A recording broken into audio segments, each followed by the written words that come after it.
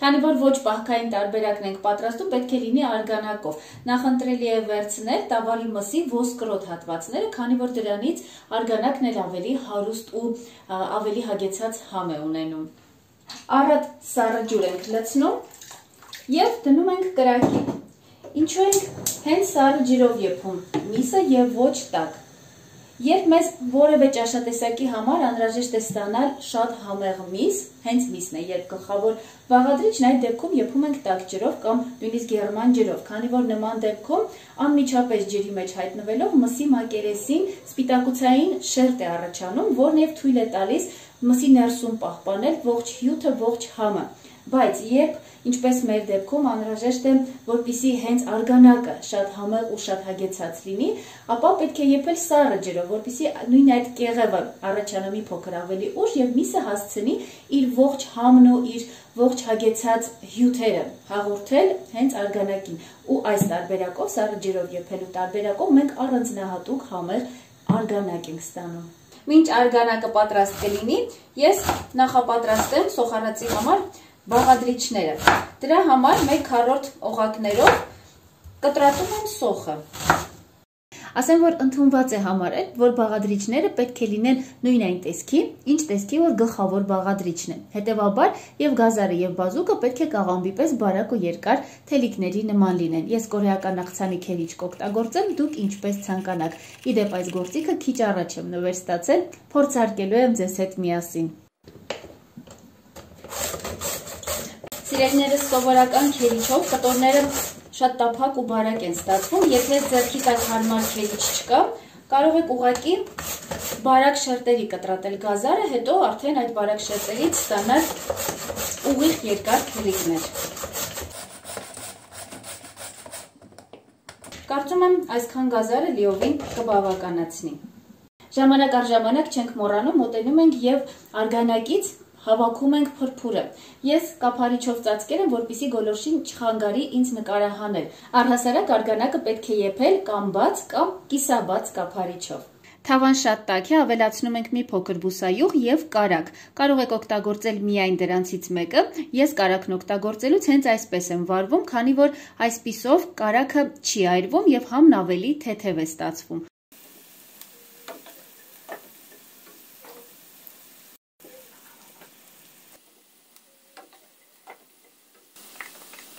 Սոխարածի այս հատվածը մենք առանձին պատրաստեցինք հատուկ մտածված, քանի որ բուսայուղը եւ կարակը ճարպերն առհասարակ շատ հեշտ են ներքաշում բոլոր համերը եւ բույրերը։ Այս դեպքում այն բուսայուղը եւ կարակը հագեցել է այս համերով, այնուհետեւ դրանք փոխանցելու է մեր բորշին։ Իդեպ արգանակի հետ միասին ավելացրել եմ նաեւ կես գլուխ սոխ։ Հետո ընթացքում այն դուրս կբերեմ։ Սիրելիներս, առհասարակ տնային ապուրների դեպքում որևէ չի կարելի կամ վետոներ գոյություն չունեն։ Պարզապես պետք է ընտրել այն, ինչ ձեզ հարմար է, ուղղակի իմանալով մի քանի կարևոր սկզբունքներ ավելի լավ արդյունքներ ստանալու համար։ Միայն այդքանը։ Նորից ես գազօջախի մոտ եմ, նորից արգանակը փակել եմ կափարիչով, որպեսզի գոլորշին չխանգարի, հիշեցնեմ, որ այն եփվում է կամ բաց կամ կիսաբաց կափարիչով։ Դուրս ենք բերում գազարը, որպեսզի եւս մեկ թավա չօգտագործենք, հենց այստեղ էլ կնախապատրաստենք բազուկը։ Միջին կրակով եփում ենք բազուկը, ավելացնում ենք կամ մի փոքր ջուր, կամ արգանակից։ Արգանակն անպայման քամում ենք ավելացնելիս։ Սա առանձին ենք նախապատրաստում, որպեսզի բազուկը պահպանի իր ողջ գույնը, այնուհետև այն փոխանցի մեր բորշին։ Իդեպ, սա միակ գործողությունը չէ, գույնը պահպանելու համար էլի գործողություններ ենք կատարելու։ Բազուկը թողնում ենք կրակին, արգանակի հետ զուգահեռ պետք է եփվի մինչ վերջնական պատրաստ լինելը։ Եթե անհրաժեշտ լինի, կարող ենք ջուր կամ արգանակ ավելացնել։ Իսկ մենք այդ ընթացքում կնախապատրաստենք կաղամբը։ Ես այն բավական շատ եմ ավելացնում։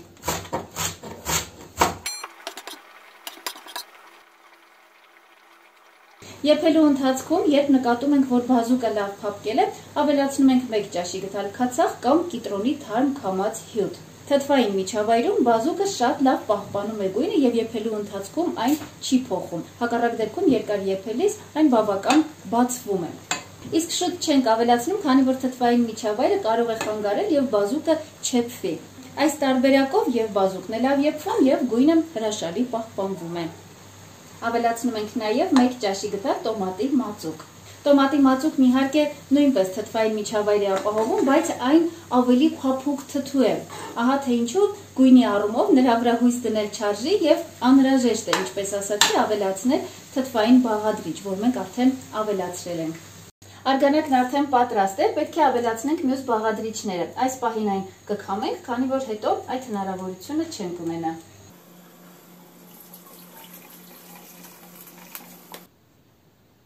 Ավելացնում ենք գազարն ու սոխը, գազարը վերջնական պատրաստ չէ,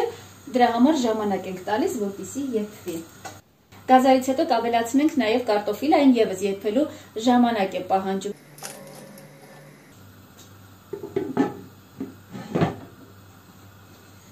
Երբ կարտոֆիլը գրեթե եփված լինի, այսինքն գտալով հնարավոր լինի այն կիսել, ավելացնում ենք կաղամբը։ Եթե սիրում եք, որ կաղամբը շատ ավելի փափուկ լինի, ավելացրեք մի փոքր ավելի շուտ։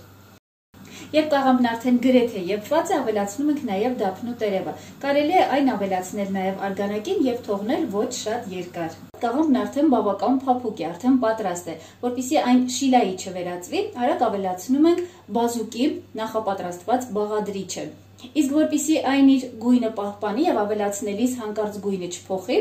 այստեղ պետք է թթվային միջավայր ստեղծենք կաթսայի մեջ։ Ահա թե ինչու ավելացնում ենք մի քանի ճաշի գտալ կիտրոնի հյութ, ավելացնում ենք բազուկը, եփը վերականգնվելուց մոտավորապես 1 րոպե հետո կարող ենք անջատել։ Ես ոսկորները հեռացրել եմ եւ կտրատել եմ միսը հարմար չափսերի, այսպես մատուցելիս ավելի հեշտ կլինի։ Կրակն անջատում ենք եւ թողնում ենք, որպեսզի հանգստանա։ Ցանկացած տեսակի ապուր պատրաստելիս սա կարևոր պայման է։ Սիրելիներս, ահա այսպիսի գեղեցիկ երանգ է ստացվում, ես շատ եմ սիրում հենց այս երանգը, ոչ թե կարմիրը, այլ կարծես մանուշակագույնի երանգ լինի։ Եվ ասեմ, որ այստեղ նաև շաքարավազ է հարկավոր ավելացնել, քանի որ կա թթվային բաղադրիչ, բավական շատ, բայց քանի որ իմ դեպքում կաղամբը բավական քաղցր էր, իսկ մենք թթվաշ համը շատ ենք սիրում, այնպես որ չեմ ավելացրել։ Դուք կարող եք համը փորձել, աղը եւ շաքարավազը ավելացնել ըստ ճաշակի։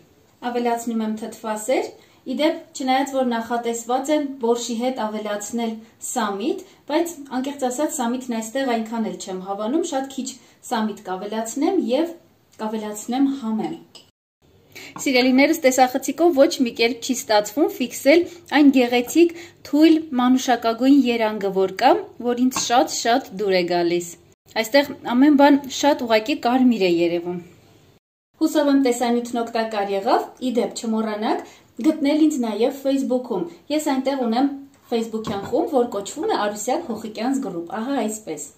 Այնտեղ կան իմ բոլոր բաղադրատոմսերը ու տարբեր քննարկումներ։ Ինչպես նաև միացեք իմ օնլայն խոհանոց խմբին, որը կրկին Facebook-ում է։ Հենց այդպես էլ գրվում է օնլայն խոհանոց։ Հղումները կթողնեմ տեսանյութի ներքևում, իսկ այսքանով ձեզ հրաժեշտ եմ տալիս, մինչ նոր համեղ հանդիպումներ։